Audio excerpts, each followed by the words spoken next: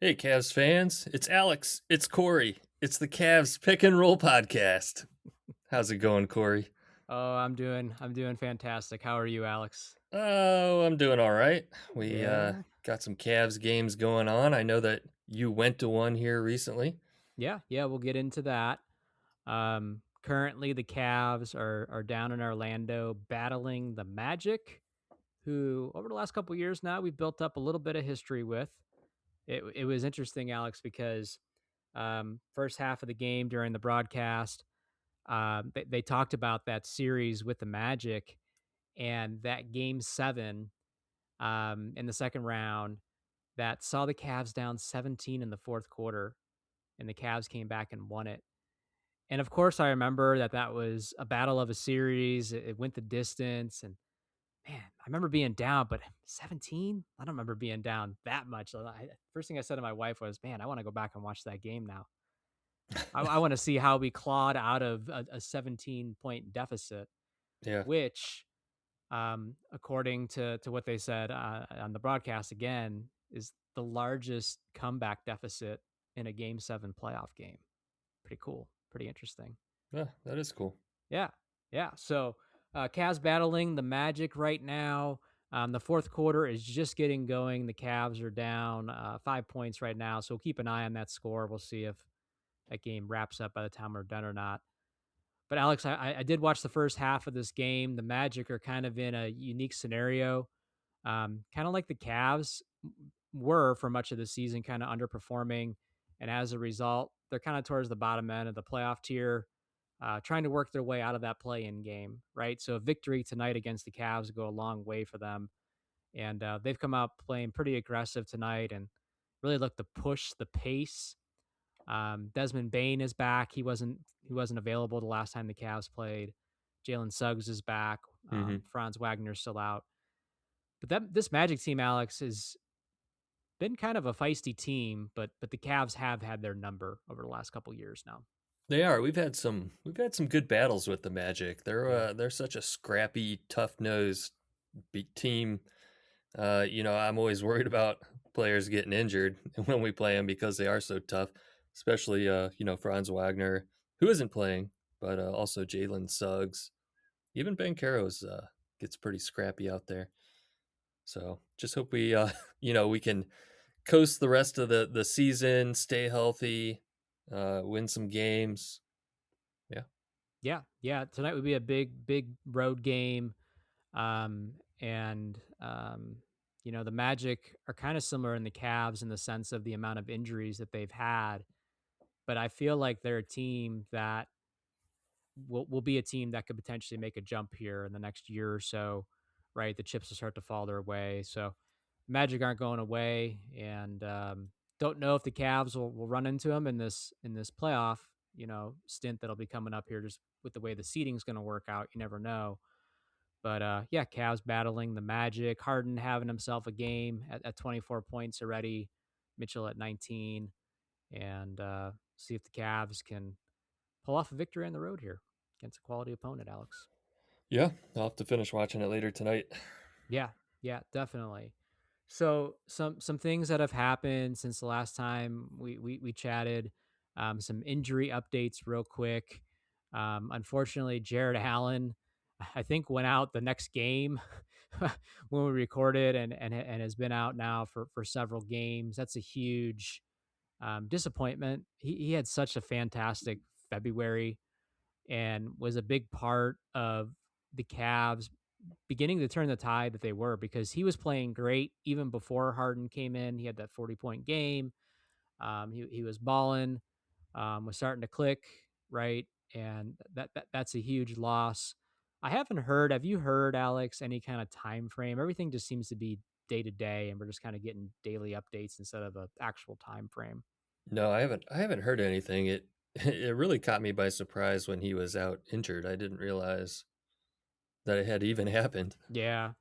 Yeah, well, we definitely don't want flashbacks of last year and having a scenario where, he tries to come back early or isn't 100%, and then all of a sudden you're missing playoff games.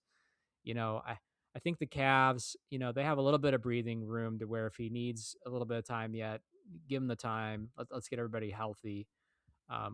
When it matters, but it still sucks that Jay has been out here during this Yeah, this stretch. and I mean, heading into the home stretch here of the regular season, I hate that, Strus is still out. Now Jarrett Allen's out, Yeah, just like trying to work guys in at the last minute, it feels like. We just got Harden, Keon Ellis, Schroeder. Those guys are still like trying to, figure out where they fit a little bit still, and guys are trying to mesh and where they need to be on the court, and who's vocal on defense and rotations and all these things. And it just feels like we're running out of time. There's still a lot to figure out. there is. Atkinson definitely has a challenge ahead of him. I think Struess is held with high regard. He'll be a rotational player, but yeah, you don't have much time to figure out how much of the rotation is that, especially as Ellis and Shooter have been able to play solid rotational minutes. I would say both of them have been solid. I don't see, Struess just all of a sudden cutting either one of those guys minutes in half. So where do those minutes come from for a guy like Struess will be the interesting part. Um, Speaking of Strus, though, I will say it does sound more encouraging every day. He recently just got assigned to the charge to practice with them. There was a report a day or two or over the weekend about he's about 90% now as far as being able to practice like on court drills and stuff like that. So he's getting closer. It definitely feels like we're going to see him sometime in March. And I'm excited to see Struess. Let's see him added to the rotation, and it should be a nice little boost. I'm hoping. That seems odd to me. You don't find that odd that they kind of put him on the charge? No, I Like think that's they standard. like That's standard. He's is not gonna. it He's not. like He's not gonna. He's when not gonna Garland's get. out injured, they never like move Uh, him to the charge to practice, or Jared Allen or any other player? I don't Why know Struce? Like, because he missed like almost a whole season of but it almost basketball. I makes don't it know. feel like like I don't know if they're even gonna. Oh, Yeah, but he's he gonna should be play. practicing with the main team if he's gonna play with the main team. Like, Yeah. what good does it do to send him to the charge and I, practice with a I, bunch of players that aren't really gonna get. I don't think it's going to be weeks and weeks. I think it's let's see where we're at a week from now. I'm willing to bet he's dressed a week from now and available. That's what I think is going to happen. So we'll see. Either way, that's good news, right? Hopefully he can come back, be himself. It was fun when Struess would get loose, man. He had some moments, and that could be a nice addition to a pretty stacked roster, right? We've talked about that. If this team is healthy, it's a stacked roster. I don't know where Atkinson. Where do you play Tyson, Struess, Ellis, and Shooter, and Merrill? Where do you play all those guys, which are all Eh, basically coming off the bench, right? yeah, well, it never hurts to have another 3-point shooter, and that's what Struce is. Exactly. So we'll welcome him back with open arms and just hope he can pick up where he left off, basically. In other injury news, in between our last episode and this episode, Mitchell had missed a couple games with the groin injury, missed 4 games, 5 games, somewhere like that. Obviously, he is back. Harden missed a game or two. He's obviously back as well, which is good. And really, the Cavs just need to get Allen and Struess back into the mix. And Atkinson will have the last several weeks here to figure out what is his playoff rotation going to be. But it's getting exciting, Alex. I mean, there's 17 games left in this season, about a month left of basketball. Kind of crazy how quickly this is wrapping up here.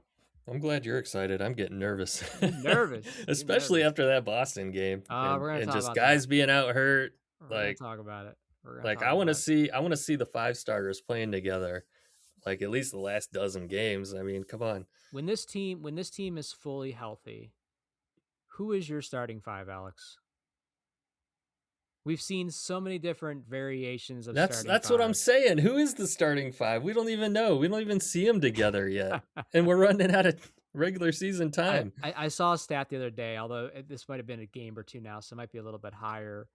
But it was something like Mitchell, Harden, and Mobley have only played a total of 3 games together so far.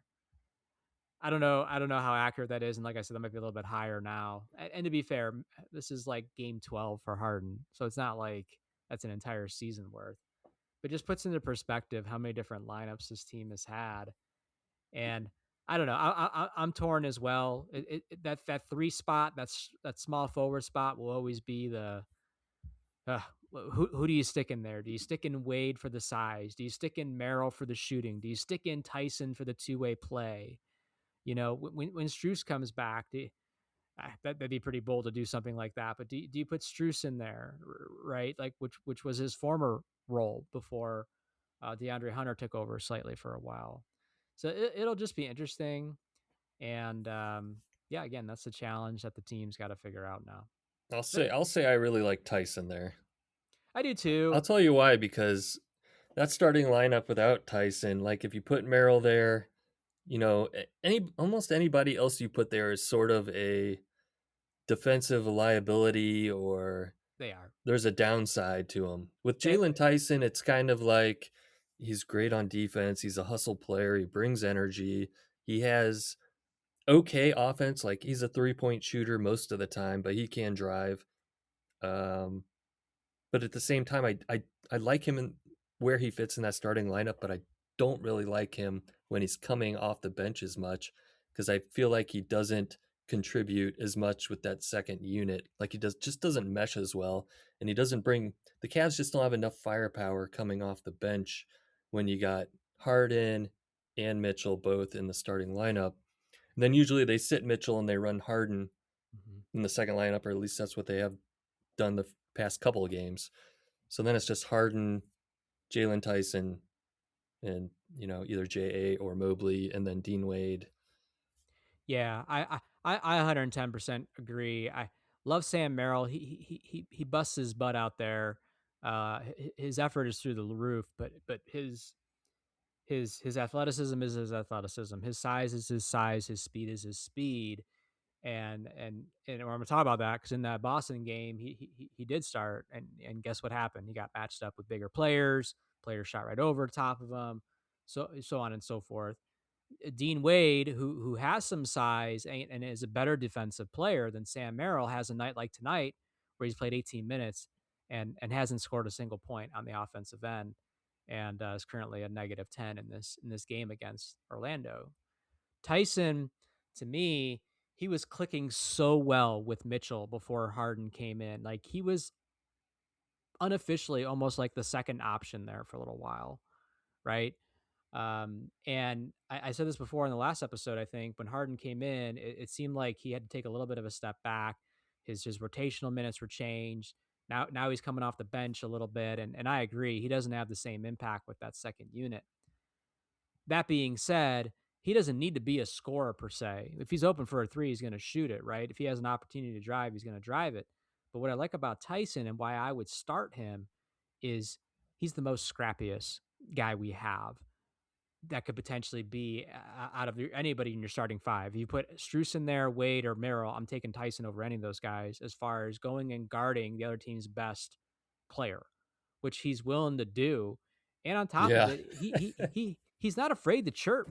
Man, he'll chirp with No. them. He Boy, man, that Detroit that game with Detroit Cade game. Cunningham, man, Yeah. he was bodying up Cade Cunningham, had his shoulder pressed into him, wouldn't leave him alone. That was great. I loved it. You need that. You need that, and especially in the playoffs. Even a couple weeks before all that, with Dylan Brooks, who's notorious for playing that villain role, he was chirping with him. He's not afraid for that challenge, and he just takes it more seriously, I think, than anybody else would. And again, he is capable of doing things as well on the offensive end, especially with that much firepower. You got Mitchell, Harden, and Mobley out there. Tyson's going to be open for those threes in the corner. Tyson's going to have Harden's going to find them, right? So that's what I'm hoping that happens. We'll see. I want to see Tyson to be able to be put in the best spot so he can continue to elevate because he's had a hell of a season, a breakout season for Tyson, and I just don't want to see him, be hampered now. We need him in this playoff run. We need him, so it'll be interesting for Maybe sure. Tyson should just go full villain. Yeah, yeah, yeah. Dylan Brooks style. Dylan Brooks Just go in style. there and try to bully people. Him and Thomas Bryant. What can their tag team Oh name yeah, be? Thomas Bryant too. Yeah, that's a Yeah, good call man. out. He That's kind of yeah, he gets into people's face. does He not gets take upset. long. He's an Does emotional dude. Yeah. he's a very emotional dude. But again, that could be a good thing come playoff time. Thomas has its moments, but some knucklehead moments, but he can knock down a three ball. He can do some things. He can protect the rim, grab rebounds, so on and so forth. So I, I'm nervous as well, but I'm also excited. I'm ready for real basketball to begin and to see what this team's truly going to look like. Yeah. Well, that Celtics game put the fear of God in me. Yeah. Well, I swear, oh man, let, let, that was a jolt to the system. That was a shock. before we get to that, let's quickly talk about the game that happened after that, I should say, which was the following night, actually, second night of a back to back. So that made me a little bit nervous in itself. How are the Cavs going to come out and react after that Celtics game? This was a home game against the Philadelphia 76ers, who were shorthanded. No Joel Embiid, no Maxey. Um, you know, and and really, Alex, this was a fun game. The Cavs took care of business against a team that what was inferior and really was in control the entire game here. Yeah, I mean, we got to see Cavs legend Andre Drummond We get a few did. minutes there. We did. He's looking large, man. He's looking Yeah, he large. is. He's a He's he's so a big huge. boy, He's a dude. big guy. Actually, there was two former Should have Cavs been a players. linebacker. Yeah, yeah. There was two former Cavs player, Cameron Payne. Cameron Oh Payne. yeah, They even oh yeah, called that out campaign. that he was on a 10-day contract with the Cavs back in That was forever ago. 2018, 2019, somewhere around there. Crazy Yeah, how long ago that was, and he's kind of been of a journeyman, but he's still in the league doing his thing. So, but yeah, no, this was a well balanced scoring effort. The 76ers had no answer. Keon Ellis, best game, offensive game as a Cleveland Cavalier, knocked down 4 threes, finished with 19 points, too shy of his season high, which was 21 points. Keon's been balling. He's having a solid night tonight as well. And just good balance scoring in this game. You had one, two, three, four, five, six players in double digit scoring, Alex. I mean, Cavs are going to win a lot of ball games if they can do that. yeah. Keon Ellis, man, he's been playing great. He's just such an energy guy. He's so fast, so quick. He gets steals, interrupts passes. He just seems like he's everywhere on the court. And to go along with that, on the defensive end, he's got a nice shot. He can get that three ball off real quick. He Hmm. can drive. He can kick it. He's always moving when he doesn't have the ball, which is invaluable. Yeah, I'd love to see more Keon Ellis. 26 minutes. He should be getting 26 minutes every night. Absolutely, and I'm excited to see him in the playoffs as well. Not necessarily from an offensive standpoint, but it feels like between Ellis and and Tyson. I'll even throw Schroeder in there a little bit, who can be pesky at times. Um, I feel like our defensive guards, and even with Harden just being a bigger body, he's not an elite defender, but he's a bigger body than the Colin Sextons and the Darius Garlands and the undersized guards that we've historically had here for the last several years, to where, man, a pick and roll situation where Tyson is guarding the ball handler and Keon Ellis switches on him, whoever that is. Well, Keon's not going to make his life much more easier than what Tyson was, and vice versa. And if you do happen to beat him, you got Allen and Mobley waiting for you. You know what I mean? Like, has this team been elite defensively this year? No, they definitely have better years in the past. But I do feel with some of the pieces they brought in, heck, I'll even throw in Thomas Bryant out there as well. I feel like we're going to be able to adjust better on the defensive end in a playoff series, which is much different than a regular season game. At least that's my hope. That's my hope. Yeah. And Keon's a big part of that for sure. Oh, I agree So for sure. Yeah. yeah, but this was a fun game to watch. Everybody was doing their thing out there. The 76ers didn't really have a chance in this game. So the Cavs took care of business and did what they were supposed to do, especially after getting kind of embarrassed on national TV um, by the Boston Celtics, Yeah. who, I Alex, was worried that man, Boston Celtics loss was so bad. I was worried that I was just gonna spill over into the next game. I did too. I was like, man, are they going to arrest somebody? Is it just going to spill over? And so on and so forth. Luckily, it didn't. And this game against the Magic, I don't know if it's going to go our way, Alex. It's Cavs are down about 10 with about halfway through the fourth quarter, so we'll see. Hmm. But this Celtics game um, was a game I got to see in person, Alex. Yeah. Got to take the family to the game. Spent about half of the kids' college fund to go, so that was cool. And I have submitted a letter asking for my money back because that was a pretty poor showing of a basketball game by the Cleveland Cavaliers. Yeah, I wouldn't blame you at all. I turned the game on. I was super excited Yeah, for this matchup. Cavs jumped out to a fast start. I mean, they yeah. got up, I don't know, by what, like 10 11. It was points 11. pretty 11 to quick? 3. 11 to 3. 11 to Yeah. 3 was the first time out of the game. Yeah, I was like, "All right, Cavs Yeah, are, they're rolling. running on all cylinders. This is going to be a shootout. This is going to be a great game." And then Celtics defense just kind of kept running us off the three-point line. We couldn't get into the paint. Like I just don't know what what went wrong, but the Celtics just turned it up on defense, and it just felt like we could never get anything going offensively. Like, what was your kind of take, like, in person? What was like the atmosphere in the crowd? How was it? Anxious, excited, then anxious, Hmm. waiting to erupt. Right? That was kind of the flow of the game. I mean, the start of that game was you couldn't have asked for a better start. But the game, NBA game is very, very long, right? And the Celtics are a good team. Um, and they were quickly able to even things up. And by the end of that first quarter, it was still I think they were up a bucket or two maybe, but it was an evenly matched game at that point. Where the Cavs got in trouble is that second quarter. They could not buy a shot to save their lives. They took so many threes, could not hit it. What did they score? What was it? 10 points. 10 points in the second quarter of an NBA basketball game. I kid you not. I forget exactly what time it was in the second quarter, but the kids they wanted food, so I leave, I go get food. Was gone maybe 6 7 minutes, maybe 8 minutes tops of real time. Okay, of real time. The Cavs hadn't scored a basket in that time, which is crazy.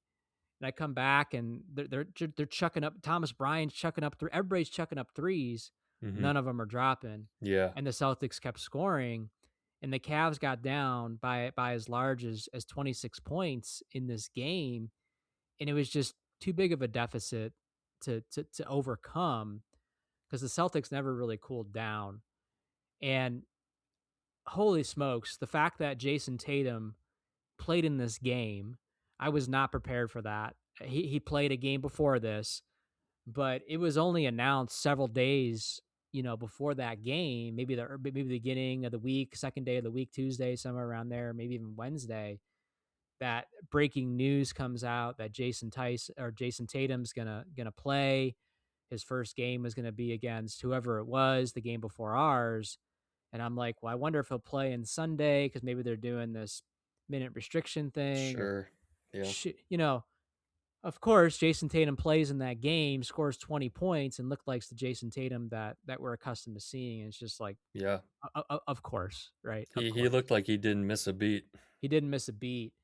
And not to pick on Sam, but I feel like the Celtics lick their chops, lick their lips when they see the Cavs and when they see Sam Merrill getting switched out on there on the either Jalen Brown or Jason Tatum. Yeah. He's not going to be able to. That's a mismatch every Well, time. it used to be Merrill and Garland, and And now at least Garland. it's just kind of just Merrill. And Schroeder, I mean Schroeder, they shut him down. Normally Schroeder's, quick enough. He can drive and do that little scoop layup that he Yeah, does. He yeah. he couldn't even get that going in this game. But No, yeah, no. Sam Merrill, yeah, 1 for 7 from three, and then 0 for 5 from three against the Sixers in the next game. So he's just been off. Yeah, he's been a little bit off, and that definitely hurt that you didn't get anything from him. The other thing you didn't get is bench scoring in this game. The Celtics had several players off the bench. Hauser with 15. Uh Pritchard, my God, Pritchard every Oh man, listen, I got Pritchard's got our number. I Pr- don't know Pr- what it is. Pritchard gets excited when he sees the Cavs, man. He lights us up every time. And you know what? He's one of those players that I hate, but I respect the hell out of because he's almost like a Ty Jerome. kind of player where he's just like the things that he could do is just amazing. Drops 18 points. And then another guy, Baylor Shermerman, I don't know if I'm saying his name right, 16 points off the bench. Three guys that have double digit scoring. And you look at the Cavs, um, Schroeder gave you 2, Porter gave you 0, Ellis gave you 0, Tyson gave you 8, Bryant gave you 3. Didn't even have a single, like barely even added up to double digits, of bench scoring. So that was Yeah. another huge factor. And the other big thing I'll call out, and then I'll pause here, that kind of stood out to me too is the Cavs left points at the free throw line as well. James Harden, missing free throws. Everybody seemed to be missing 15 for 21, and that doesn't sound terrible, but man, 6 points is 6 points, and could have went a long way if they were making their free throws as well. Yeah. Yeah, I mean, like you said, bench scoring killed us. Just nobody on the bench could do anything. It was Mobley, Harden, Mitchell were the only players that could get anything going offensively. Yeah, and the Cavs did come out the second half. They came out well in the third quarter. I was wondering how they were going to come out. Were they going to come out flat, and that lead was just going to continue to be double digits? And but every time the Cavs seemed to get close, and they did get close a couple times, they got to single digits. They had their opportunities. Celtics hit a three. Celtics force a turnover. They just would do something to balloon that lead back up again, and the Cavs just couldn't quite recover and just ran out of time. Yeah, the Cavs. I mean, they did play better. They The played second better in half, the they did. second half. They Yeah, did. but they could just never get close. They just never got back into it. They actually outscored the Celtics in both the third quarter and the fourth quarter. It just wasn't enough. It wasn't enough. Yeah, they outscored them, what, 6 in the fourth, 3 in the, so they outscored them by 9 points. But yeah, deficit was too big at that point. So, you know, uh, losing an NBA game, regular season game, you could say whatever to that. But the problem with this game and where it's sticking in a lot of people's minds, and you kind of already alluded to this was a big game. This is a kind of a measuring stick game, against a team where, credit to the Celtics, man, because they lost their best player, and we thought it was going to be a wash of it. We thought it was going to be like an Indiana Pacers season for them. Indiana Pacers, bottom of the league, bottom of the East. Celtics, 2 seed, pretty much the whole year. And don't get Jason Tatum back until now. They make a trade for Vukic, who didn't play in this game with the finger. Allen didn't play either. But we also have to remember they have a pretty solid player in Vukic as well. And man, I thought this was going to be the game, kind of like that Thunder game a week or two back as well, where it's like, man, it's just that measuring stick game to where Yeah. you want to believe that this team is a championship caliber team, but it's like they're not proving it in these games where they have the opportunity to build that confidence Hmm. from a fan base perspective. And if it was a close back and forth game and they just lost it at the end, it's like, somebody hits a game winner, okay. But man, just to get Yeah. ran off the court, on your own home court, man, just doesn't give you the warm and fuzzy feelings. No, I agree with you 100%. It was a game that, like you said, you nailed it. It's a measuring stick. Um, it was nice to get that win in Detroit, Yeah, yeah. because I think Detroit, if we play them in a 7-game series, I feel like, yeah, we got a pretty good chance of winning that series.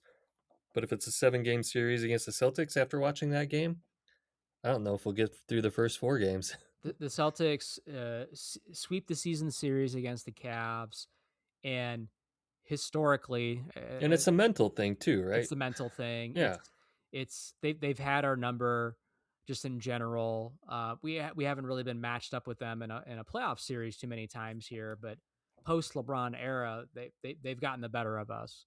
In regular season games and whatever playoff matchups we've had. There might have been one year, I don't remember, that we were matched up with them since like acquiring Donovan Mitchell or whatever. But yeah, it's a little bit concerning. Um, but hey, if the Cavs want to get there and make it out of the East, you're probably going to have to go through the Celtics. The Celtics, to me, are the only team I'm worried about. I respect the Pistons for what they've done this year, but I feel like they're like last year's Cavs team, right? We've had their number. I feel good about a series with the Knicks. I think it'd be a tough series. I'm not worried about Toronto. I'm not worried about any of these first round matchups. And you and I were talking about this a little bit the other day. Um, a lot of time left. A lot can happen in these next 17 games as far as the seeding, because the Cavs, Knicks, and Celtics are so close together, especially the Cavs and Knicks right now. Um, but we were talking about if they were to finish in the 4 seed with the Pistons, Celtics, and Knicks ahead of them, that's almost a preference, because the second round you would get Detroit instead of most likely the Celtics, right? Right. I wish I could be more confident and say I don't care who I play the second round, but man, can you imagine getting paired up with the Celtics and then getting knocked out again in round two? That make for a not a good start to the off season. No. I don't want that. No, we don't want that. So, but either way, yeah, you got to figure out a way to beat the Celtics, and unfortunately, the Cavs won't get another shot until they get another shot, which could potentially be in a playoff series. So it'll be interesting, Alex. It'll be It will interesting. be. Yeah. The Celtics But have a tough team, man. Even Derek White didn't do much in this game, but he's pesky too. Like I said, Pritchard, and then Jalen Brown and Tatum, man. I don't know what the if you go down player by player, it almost be interesting to see like who would you take, or where is it a wash, or where's the true advantage, because right. like a Harden and Mitchell and a Tatum and Brown, I could say that's a wash for the most part, right? Maybe a slight edge one way or another. Um, Allen and Vukic, we could debate about that. Like, but if you just go player by player, it's pretty evenly matched on paper. But like you said, it could be mental. It could just be the years of experience in that team playing together and knowing how to win.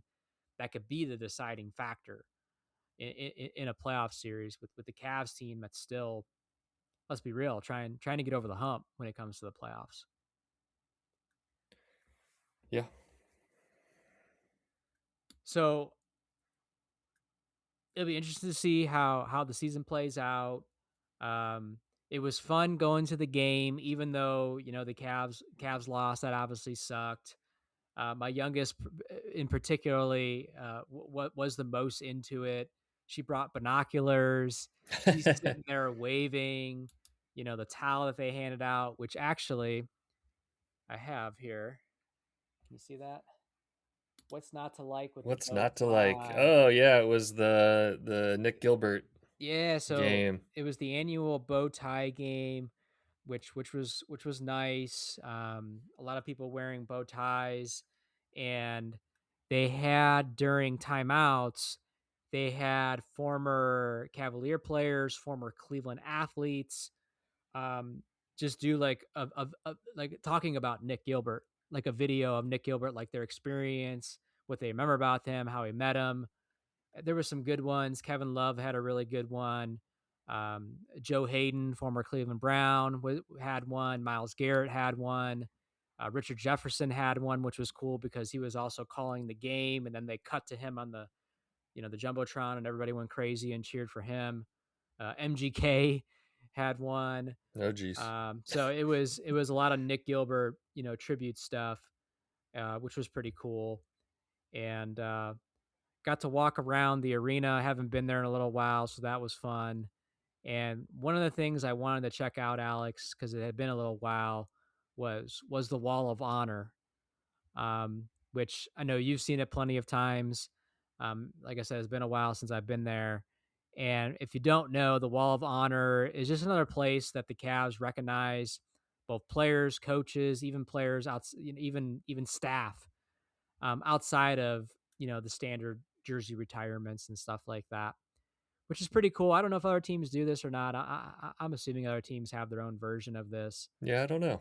but it's just a way to recognize other personnel over the team's history that haven't had their number retired. And I took a bunch of pictures and stuff, but when I came home, I kind of had to look up online, like, well, who was all in it? Because it's one of those things where it's just like, you're with your fam, you can't stand there for 30 minutes staring at the thing. I'm going to read off who's in it, Alex, and then I'm going to ask you a question or two. Oh, no. Yeah, I better yeah. pay attention. Better pay attention. So this Alright. started back in 2019 for the Cavs. Um, First, the players that are in the Wall of Honor. John Johnson, who played back in the early days, the 70s, with the Cavs. John Hot Rod Williams. Then we have World B. Free, Campy Russell, Terrell Brandon, Mike Mitchell, Jim Jones. Okay. Then staff, which could be coaches and stuff like that. Nick Maletti, Bill Fitch, Wayne Embry, Gordon Gunn, Lenny Wilkins, and Chuck Browski. Chuck Browski was a staff crew on the staff crew, like a statistic, one of the guys that tracks statistics. Started all the way back in 1970 and Hmm. is still doing it today, which is pretty crazy. Had some former head coaches in there, and Bill Fitch and Lenny Wilkins. Gordon Gunn was an owner. Nick Maletti was the founder slash owner, and then Wayne Embry was the general manager during the late 80s and 90s. So let's stick with players. Oh, I'm sorry, there are some more players too. Everybody that has their jersey retired is also on the wall of honor. Mhm. So that's Bingo Smith, Big Z, Larry Nance, Mark Price, Austin Carr, Nate Thurman, and Brad Doherty. So a healthy amount of players, Alex. There some good names there. Yeah, for I, sure. the last time they had an induction was in 2024. That's when Terrell Brandon finally got in, which I was really happy to see. I, I feel like they're due for another induction. I don't know if they're doing every 2 years or so, but I feel like there's another induction coming in soon. And are there any players that come to mind for you that you can see being worthy or would make sense to induct in the next round? Ooh, that's a tough one. I could think of two. I could think of two that I'm like, I'll be surprised if they're not in it here sooner than later. 2. Two players. I got two players for you. Verjao. Bergeau, yeah, which I know Was that one of you your will, 2? which I know you will protest outside of Yeah. Rocket Arena Oh, I will. with your picket sign. He Yeah, didn't the even man of play. glass. He didn't. He was hurt all the time. Never played a full season in his life. Anyway, he's lucky if you got him to play 40 games this season. Um, Mo Williams I thought about Mo for a second. had an But all-star season. yeah, yeah, but then I thought of a guy ahead of Mo, Tristan Thompson. Okay, yeah. Just Cavs the Iron Man, Iron basically. Man, the Yeah. amount of games, part of the championship, team, played her afterwards. He's not a franchise leader in any category, but he's got to be in some top tens and stuff like that around rebounds and stuff like that. So I could see Tristan getting in there. I don't see him getting his number retired or anything like that. Um, and then it'll get interesting after after some players retire here. I think we'll anticipate some You things say there. that they'll end up being a Tristan Thompson statue Yeah, outside jeez, yeah, I don't if you know. if you ask him. Right, right, right, right, right. So yeah, had fun. Checking out the Wall of Honor, going to the game. Wish it was a better game. We'll just have to write it off. Paid $40 for parking. Paid $40 for parking. They gotta do something about that. It's absurd. Yeah, yeah. Spent $40 on food for a Yeah. couple pretzels and things like that. They do they do like a kids pack, which is kind of nice. I don't know if you knew that or did that, but No, it's like a little box that comes with a drink. I want no. to say popcorn, hot dog, and a little thing of candy, and it's like $9 or Oh, $8, or it's like actually something affordable. It's kind of like one of those box packs you get like the movie okay. theater. That'd have been money better well spent because a pretzel alone was almost $9 and Yeah. thing And wasn't then very you big. had a So bottle of water or Gatorade or something. It's another yeah, $6, and it's like, it, oh Lord. it definitely added up. It definitely added up. I But see. Just talking about it's making you sit there. You're wiggling around, sweating. yeah, yeah. It's funny because I was chatting with Alex a couple weeks ago about, we kind of promised the kid, this was actually like their big Christmas gift, like, oh, we're gonna go to a Cavs game, we're gonna go see the Boston Celtics and all that stuff. And man, just ticket prices are ticket prices, right? And we didn't pull the trigger, and then it got to be like late February, and I'm like, Alex, man, I gotta find some tickets. And of course, this is after the Harden trade happens, and the tickets go up even more. And I'm like, Yeah. oh man, I should have bought those tickets back in December, man, because some of those tickets I was seeing, we'd have been sitting a lot closer. We're now several $100s higher than what they were then. So just crazy. But hey, it was fun to go and see a game in person with the fam. So it's all good at the end of the day. Just wish wasn't against the Celtics who creamed us Yeah. on national TV. Well, you never know. Could have been the most incredible game or not. Yeah, yeah, exactly. So Alex, let's do a check in. I feel like that game should be getting close to wrapping up. Cavs Cavs lose to the Orlando Magic 128-122. uh, Game just ended a couple minutes ago, so unfortunate they don't get a win there. Big win for the Magic. The Knicks are playing tonight, so the Cavs had an opportunity with a win and a Knicks loss to move into that 3 slot. Doesn't look like that's going to happen. The Cavs will remain in the 4 slot. Looking ahead, Alex, they got a pair of games up against the Dallas Mavericks. So if you're curious about Cooper Flag and how he looks, you'll get an opportunity. The Cavs play them Friday on the road and then a matinee on Sunday. So hopefully the Cavs can bounce back and take care of business against the yeah. Mavericks. Hopefully we'll get a Strus or Jarrett Allen sighting here soon. That'd be nice. That'd be nice, actually. That'd be nice.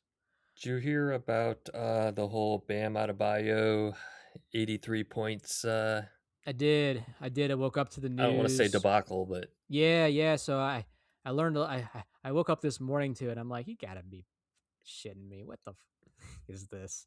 yeah, And it's just like, man, it's kind of crazy that now he's number 2 all time. Like yeah. to pass I Kobe, to be know. number 2. Like, is the dude even gonna be in the Hall of Fame? Maybe he will. I don't know, but it's just like, man, it's just not the guy you would have thought to do that, right? And then as the day's going on, and I'm paying attention a little bit more and kind of learning about how it happened, and then it's like, oh man, that's kind of There's a lot of it's funny stuff going on. it's kind of weak sauce right there. Kind of weak Yeah, sauce. whatever. Kind of I don't know. disappointing. It's kind of they were talking about on NBA radio all day. I was listening to it, and they were like, people remember, when the record was set, 100 points was scored, and like, are you gonna remember where you were at, when Bam I Adebayo dropped 83? I think It's like, I was probably no. asleep. I was probably asleep, to be honest with you. I was driving through a tornado on the way to the Apple store in Yeah. Crocker Park. Right. Right. Right. Right. Right. Yeah. It's crazy. And what do you shoot? 30 something free throws, and just, man, just kind of lame. It is what it is. He's in the record books, but yeah, Oh just kind of man, lame. yeah. I I saw, It's Wilt Chamberlain, me, and Kobe. That quote. And then the picture of him with the towel on his head holding the sign with the points, the give 83 me points on it. give me a It break, was dude. 83, right? It was 83. Yeah, Yeah. okay. So they at some point I saw some graphic where they were showing like the top 7 all time. It's Wilt, it's Bam, it's Kobe. Then it drops down to the 70s. Mitchell should be in there with his 71. I don't know if he made that picture or not, but he should be right in there, right? But it was kind of crazy to me. I was thinking about it, I was like, man, it's kind of crazy that LeBron never got to that like 70-point mark. Hmm. I know he's had a couple 60-point games. I don't know exactly what his highest game ever was, but it is kind of crazy that LeBron never made a run at it, or ever got to like the 70-point mark. Um, but it is what it is, man. History made, but yeah, nobody's gonna remember or even really care. Yeah. I mean, he did break LeBron's Miami Heat I saw that. point record. I saw that. Yeah. Whatever, man. Yeah. Ugh. Not to take anything away from the guy. It's a huge achievement, but It yeah, I don't know. is. It just yeah, It's kind of just the goofy. way it happened and just the guy that did it. It's like I don't know. It's like J.R. Smith going out there like Yeah. doing that. Like Yeah. love JR, right? But it's like JR should not be the number 2 guy all time. Let it fly. Let it yeah, let it fly. If anybody could do it though, it would be JR. Oh man. All right, let's go ahead. Let's wrap up this episode of the Cavs Pick and Roll podcast. Want to thank you, Cavs fans, as always, for tuning in and listening. And Alex, let them know where they can follow us and connect with us. Follow us on X at Cavs Pick and Roll. Shoot us an email, cavspickandroll@gmail.com. Follow us on Facebook, Instagram, Tumblr. If you're listening to this, watch this episode on YouTube, leave us a like, subscribe, rating, review. We'd appreciate it. All right, Cavs fans, there it is. We will talk to you again soon. Peace out, Cavs fans.